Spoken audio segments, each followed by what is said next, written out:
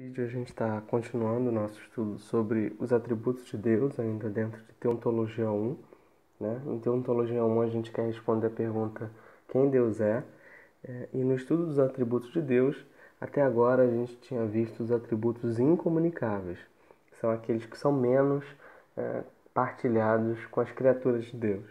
A partir desse vídeo, a gente vai começar a falar sobre os atributos comunicáveis, né? O que são os atributos comunicáveis? Como a gente já falou em outro vídeo, são aqueles atributos que são mais partilhados com as criaturas. Quando a gente diz mais partilhados, é porque nenhum atributo é 100% comunicável, como a gente vai ver, né?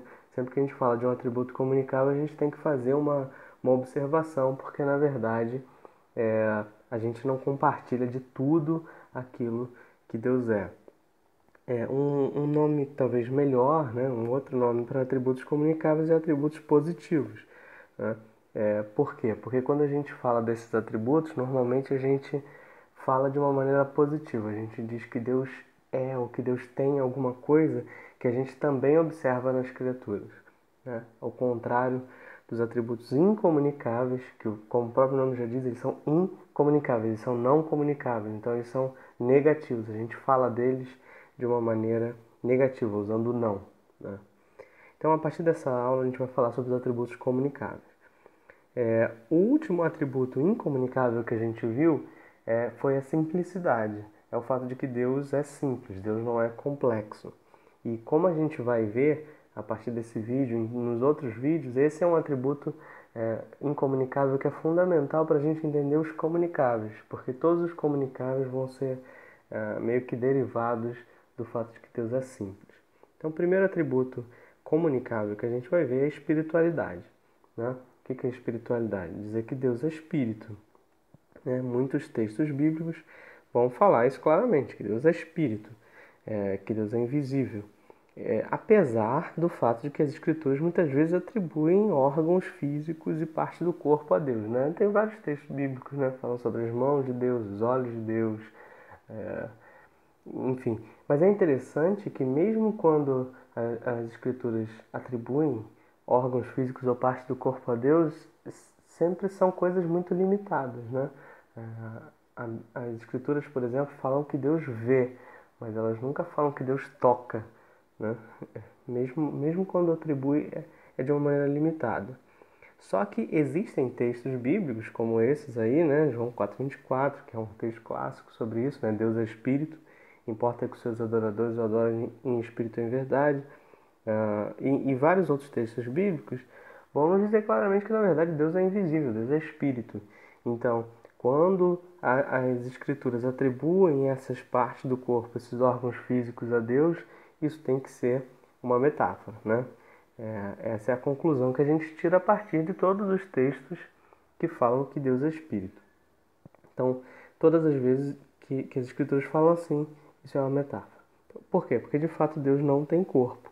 Deus é puramente espírito. Essa é a definição de espiritualidade. O que é a espiritualidade de Deus? É o fato de que Deus é puramente espírito, certo? Ele não é nada além de espírito. E aí vale novamente uma observação. Estamos falando aqui da essência de Deus. É óbvio que na encarnação Cristo assumiu um corpo humano, mas nós não estamos falando desse evento, né? Nós estamos falando da essência de Deus. A essência de Deus, ele é puramente espírito, né? O professor Bavinck vai dizer o seguinte: que quando a gente fala que o termo espiritualidade é usado para significar que Deus é uma substância exclusiva, distinta do universo, imaterial, imperceptível aos sentidos humanos, sem composição ou extensão. Isso é um espírito, certo? Um espírito é algo que é distinto do universo, que é distinto das coisas que a gente pode ver ou tocar, que é imaterial, certo? Que é imperceptível aos sentidos humanos, né? Então Deus não é um fenômeno que eu possa tocar ou medir em algum sentido. Deus não tem composição, não tem extensão. Isso é espiritualidade, é isso que a gente quer dizer quando a gente fala de espiritualidade. Os seres humanos podem ter uma leve impressão da espiritualidade, por quê? Porque nós temos uma alma, nós temos um espírito também, né? Então, o que é o nosso espírito, né? O que quer que seja o nosso espírito, Deus é um espírito também. Mas mesmo assim, é, essa analogia do fato de que Deus é um espírito, a analogia disso com o fato de que eu tenho um espírito é limitada. Por quê? Porque a natureza da nossa própria alma não é diretamente conhecida por nós, né? Embora é, eu sei que eu tenho uma alma, eu sei que eu tenho um espírito, eu não sei como ele é, eu não o vejo, eu não sei nem onde ele está, né? Isso é uma outra discussão que a gente vai ver depois em antropologia. Mas a gente não tem um conhecimento absoluto a respeito nem da nossa própria alma, do nosso próprio espírito, quanto menos do fato de que Deus é espírito, né? Então, por isso é que a gente diz que a espiritualidade é um atributo comunicável, porque em certo sentido ele é compartilhado conosco, porque nós também temos um espírito, certo? Mas em certo sentido. Mas a gente tem que fazer sempre aquela exceção aqui, tomar aquele cuidado. Por quê? Porque a espiritualidade é comunicável porque eu tenho uma alma, ou um espírito. Mas a minha alma, o que a minha alma quer é diferente de quem a minha alma é, certo? A minha alma quer amor, mas a minha alma não é amor, certo? Existem limitações na forma como eu entendo a minha alma. E o motivo por que isso é assim é porque eu sou um ser complexo. Eu sou um ser composto de partes. A minha alma pode querer algo que ela não tem, que ela não é, certo? E exatamente por isso a minha alma está sujeita à mudança. Porque eu quero coisas que eu não necessariamente sou, que eu não necessariamente tenho. Deus é diferente. Nós já observamos isso nos atributos incomunicáveis. Deus é simples e perfeito. A simplicidade e a perfeição de Deus implica em que tudo que Deus quer, Ele é, né? As Escrituras não apenas dizem que Deus ama, elas dizem que Deus é amor. Elas não apenas dizem que Deus ilumina, elas dizem que Deus é luz. Não apenas que Deus dá vida, mas Deus é vida. Aquilo que Deus quer, Ele é. Aquilo que Deus é, Ele quer. Certo? Porque Deus é simples, Deus é perfeito. Eu não, eu sou um ser complexo e por isso aquilo que eu quero é diferente daquilo que eu sou. Então, a espiritualidade de Deus é compartilhada conosco? Como? Pelo fato de que eu também tenho uma alma. Mas essa partilha, ela é limitada, porque a minha alma não é um espírito perfeito, como Deus é um espírito simples e perfeito, certo?